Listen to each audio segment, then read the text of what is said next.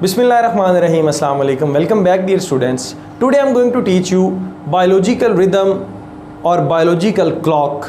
Dear students, biological rhythm जो है उसकी definition आपके पास क्या होगी? हम कहते हैं behavioral activities at regular interval of time, और we can say कि जो आपके पास इंसान का या फिर ऑर्गेनिज्म का, लिविंग ऑर्गेनिज्म का जो बिहेवियर है वो अगेन एंड अगेन टाइम के साथ साथ जो है वो रिपीट होता है, उनकी जो एक्टिविटीज़ हैं वो रिपीट होती हैं. This is called biological rhythm.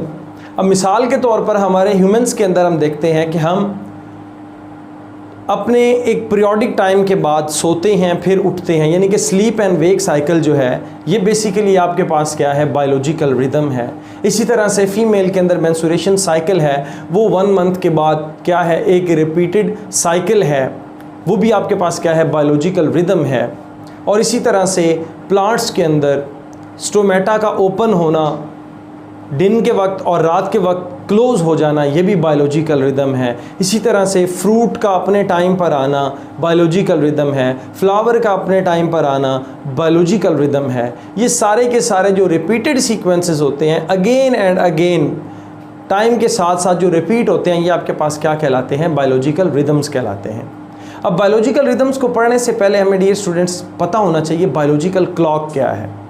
अब ह्यूमंस या फिर लिविंग ऑर्गेनिज्म के अंदर, चूँकि अब अगर हम बात कर रहे हैं बायोलॉजिकल की, इट्स मीन लिविंग ऑर्गेनिज्म के अंदर, लिविंग ऑर्गेनिज्म के अंदर क्या है, बिल्ट इन क्लॉक होती है और वी कैन से इनेट होती है. अब इस क्लॉक का काम क्या होता है, टू मेंटेन, ये मेंटेन करती है बायोलॉजिकल रिदम, और we can say to govern biological rhythm. Biological rhythms को कंट्रोल करने के लिए जो क्लॉक यूज़ होती है डियर स्टूडेंट्स, वो आपके पास क्या होती है, बायोलॉजिकल क्लॉक होती है.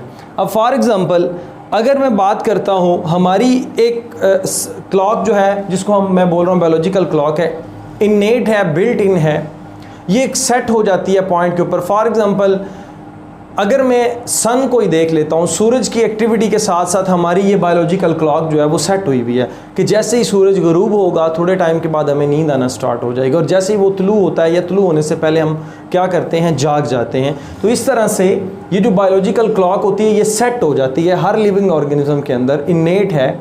इसको कंट्रोल कौन करते हैं वो हम इंशाल्लाह लेटर पढ़ेंगे. तो this is called biological control which governs, which control the biological rhythm. उसके साथ साथ हमारे पास बायोलॉजिकल रिदम्स की मेनली 2 टाइप्स हैं. एक आपके पास है सिरकेडियन रिदम, जो वर्ड है सिरकेडियम, सिरका एंड डायंस. सिरका का मतलब होता है अप्रॉक्सीमेटली, अप्रॉक्स, और वी कैन से अबाउट. एंडियंस का मतलब होता है अबाउट अ डे, और डे में जो आवर्स होते हैं वो 24 आवर्स होते हैं आपके पास, 24 घंटे. तो जो काम 24 घंटों में हो रहा होता है अगेन रिपीट, 24 घंटों के बाद वो दोबारा रिपीट होता है, वो आपके पास क्या कहलाता है, सिरकेडियन रिदम कहलाता है. फॉर एग्जांपल अगर ह्यूमंस की बात करूं तो हमारे पास स्लीप एंड वेक साइकिल जो है ये बिल्कुल अपने 24 घंटे के बाद दोबारा से रिपीट हो जाता है. इसी तरह से डियर स्टूडेंट्स अगर प्लांट्स की बात करूं तो मैं कहता हूं कि opening and closing of stomata, कि रात के वक्त स्टोमेटा को क्लोज कर लिया जाता है और दिन के वक्त स्टोमेटा को ओपन कर लिया जाता है. अब देखिए ओपन भी 24 घंटे के बाद होते हैं, क्लोज भी 24 घंटे के बाद होते हैं. उसके बाद आपके पास जो नेक्स्ट है वो है dear student sleep movement in एल्बीजिया.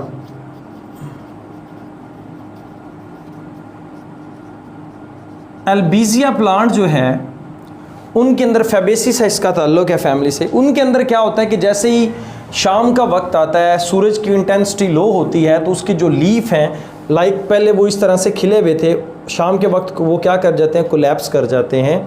और ये भी क्या होता है, रिपीटेड सीक्वेंस होता है जो कि 24 आवर्स के बाद हो रहा है. सो हम इनको बोलते हैं सिरकैडियन रिदम्स बोलते हैं। उसके साथ साथ आपके पास है सिरकेनुअल रिदम। इसी तरह से जो वर्ड सिरका है इसका मतलब क्या है, अबाउट और अप्रॉक्सीमेटली। एनुअल में आपके पास कितने दिन आते हैं, 365 डेज। अब ये 365 दिन के बाद जो रिपीटेड सीक्वेंस होगा वो आपके पास क्या कहलाएगा, सिरकेनुअल रिदम कहलाएगा। अब डियर स्टूडेंट, सिरकेनुअल रिदम की बेहतरीन एग्जांपल आपके पास क्या है, एनुअल रिंग्स हैं, जो कि हर साल में सेकेंडरी ग्रोथ, मैंने आपको बोला था, बताया भी था पिछले चैप्टर के अंदर, हर साल में रिपीटेड टाइम के बाद ये रिंग्स का बनना क्या कहलाता है, सिरकेनुअल रिदम कहलाता है, जो कि एक साल के बाद रिपीट हो रहा है। इसी तरह से जो आपके पास पेरिनियल प्लांट होते हैं, जो फ्रूटिंग प्लांट होते हैं, फ्रूट देते हैं, फॉर एग्जांपल आपके पास मैंगो है, फॉर एग्जांपल आपके पास एप्पल है, तो उसमें जो flower and as well as fruit जो होता है, फ्रूट फॉर्मेशन, वो भी एक पर्टिकुलर टाइम के बाद आती है, साल के बाद आती है। ये आपके पास क्या कहलाती हैं, दीज आर कॉल्ड सिरकेनुअल रिदम्स कहलाते हैं। अब इन रिदम्स को कंट्रोल कौन कर रहा होता है, कंट्रोल ऑफ बायोलॉजिकल रिदम। उसके लिए डियर स्टूडेंट्स स्टिमुलाई का होना बहुत ज़्यादा ज़रूरी होता है, क्योंकि स्टिमुलाई जो है वही एक अप्रोप्रिएट और proper we can say response generate करवा सकता है। और प्लांट्स में ये जो रिस्पॉन्स होता है, मैंने आपको पिछले लेक्चर में बताया था, केमिकल्स की फॉर्म में हो सकता है, हार्मोन्स की फॉर्म में हो सकता है। तो बेसिकली आपके पास दो तरह के स्टिमुलाई होते हैं। एक होते हैं आपके पास एक्सोजीनियस स्टिमुलाई, कंट्रोल कौन कर रहा है, स्टिमुलाई कर रहा है, चेंज इन इन्वायरमेंट कर रहा है। तो एक्सोजीनियस स्टिमुलाई ऐसे होंगे जिनमें जो सोर्स होगा स्टिमुलस का वो एक्सटर्नल होगा, बाहर से, फॉर एग्जांपल लाइट है, टेम्परेचर है, तो इस तरह के जो सोर्सेज होंगे वो आपके पास जो है एक्सोजीनियस कहलाते हैं। फॉर एग्जांपल अगर बात करूं मैं सन की, तो सन जो है इसको देखते हुए अपनी बिहेवियरल एक्टिविटीज को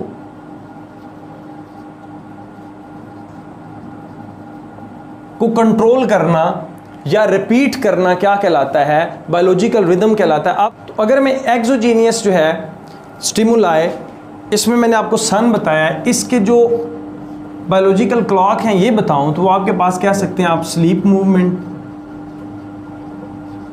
and as well as opening and closing of stomata.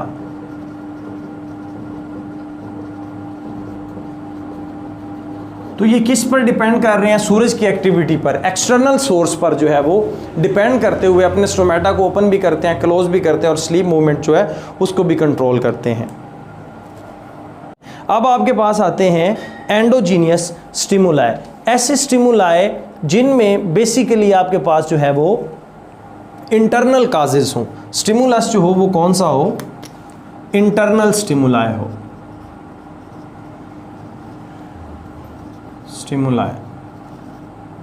अब इंटरनल स्टिमुलाई, एंडोजीनियस की एग्जांपल जो है वो बेसिकली आपके पास बहुत ही इंपॉर्टेंट है, आप कह सकते हैं मेंस्ट्रुएशन साइकिल।